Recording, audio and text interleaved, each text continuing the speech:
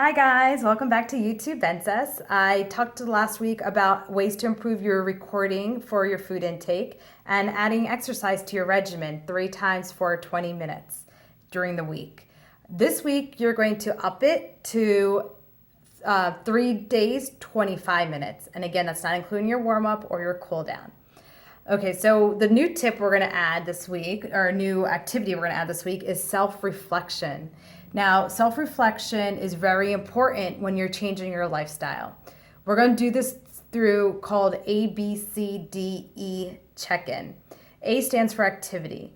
You're going to write down in your journal. If you don't have one, please go get one. This is going to be very useful for you, not just for the present time, but in the future. If you were to gain weight back, there's ways to reflect on what you did when you lost weight. So A stands for activity. You're going to say, last week I exercised on blank days for an average of blank minutes. And then in parentheses, you write your goal. The goal for this week was 3 days for 20 minutes. So what you're going to write is, last week I exercised on 2 days for 15 minutes. This is keeping yourself honest if whether or not you stuck to your activity goals. B stands for behavior. I'm going to be giving out behavior tips every week, and the first one I'm going to give you is called accept what you can't and control what you can. So what you're going to do is, when you feel like you have food cravings and urges, you're not going to beat yourself up. We all go through this. The feeling and urges will probably never go away, but there are things you can do to control what's going on. So what are things you can control? You can control recording your calories. You can control what you put in your mouth. You can control stocking your home with low-calorie foods. You can control eating regularly. You can control staying within your calorie goal, and you can control engaging in exercise. You can't control the abundance of food that's around you all the time. We work in environments where there's plenty of food. We live in a world where we just are bombarded with food all the time, and we need to accept that. That's part of life. That's not something that's going to change. You can't control that. The desire to eat is never probably going to go away either. It's okay to want to eat. That's a normal feeling. You don't want to beat yourself up because you want to eat. Urges to overeat is always going to be there, and reason giving by your mind for overeating and avoiding exercise.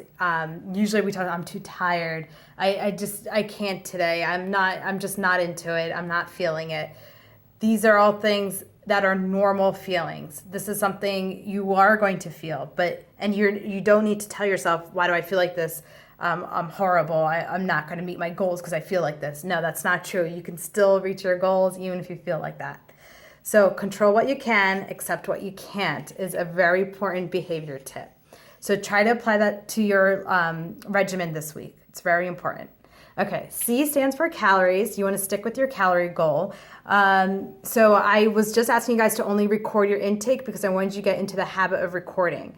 You may be wondering, how much am I supposed to eat? So if you weigh over 250 pounds, your goal is to stick to 15 to 1,800 calories per day. If you weigh less than 250 pounds, you want to stick to 1,200 to 1,500 calories per day. If you're wanting an exact amount, that's totally up to you. The lower the range, the faster you lose weight. The higher the range, the slower your weight loss will be. And you got to figure out what works for you, in the sense that maybe you're someone who's motivated by quicker weight loss than slower weight loss. So you want to choose something lower. Maybe that's not realistic. You enjoy food, you don't mind the weight loss taking a little bit of time, then you're going to choose something on the higher end. It totally depends on your lifestyle, but just make sure you stick within that range. And just so you know, I didn't come up with those numbers. That is by the National Health Institute, so those are researched and proven to work. So D stands for days recorded. Yes, I recorded for 7 days this week. No, I didn't record for 7 days this week. And in parentheses, your goal was to record 7 days this week. These things make you self-reflect. You obviously are going to figure out, I didn't meet all my goals this week. Why not? And what am I going to do to make sure next time the same situation happens, I do not let it overcome me? So maybe with your activity, if you only did 2 days for 20 minutes, that third day something came up. Maybe you did write out your schedule for the week and you had it planned out. I'm going to get up at 6 a.m. 3 times this week and exercise before I go to work. That third day you woke up and your kid got sick and you couldn't go to the gym. So instead of beating yourself up and feeling like you failed, next time, what are you going to do if that happens again, where that day where you plan to exercise, your kid gets sick? So maybe you need a backup plan. Maybe it's, I'm not going to be able to go to the gym. I'm going to get a kettlebell and do some kettlebell swings at home so I get my cardio in. Maybe I'll Google some at-home exercises. Maybe I got an injury and now I can't go running or walking. What am I going to do? I'm going to go swimming.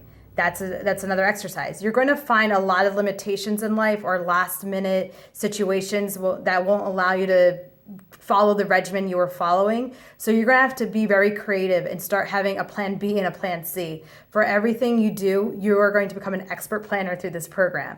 So if plan A doesn't work, what is plan B? That is key to this program. So this is called Mind Behavior Health. So everything you do is very connected to your mind, body, and soul. All right, guys, I hope this is helpful, and please let me know if there's something you want to know that I haven't helped you with. I am going to post on my Facebook page food diaries from MyFitnessPal. You'll see the great detail that I put into my recording intake when I was dieting hardcore. It's very important for you to be as precise as possible. Don't get hung up on the type of foods you eat necessarily, unless if that's really important to you, that's fine. But it's actually just really important that you're being as precise as possible, because if it's not working, we would need to look back at your food diary, your recording habits, and see what's going on from there. If you aren't recording as precise as possible, then it's hard to target what's going on. All right, guys, I look forward to hearing from you as always, and I hope you had a good New Year's. Bye.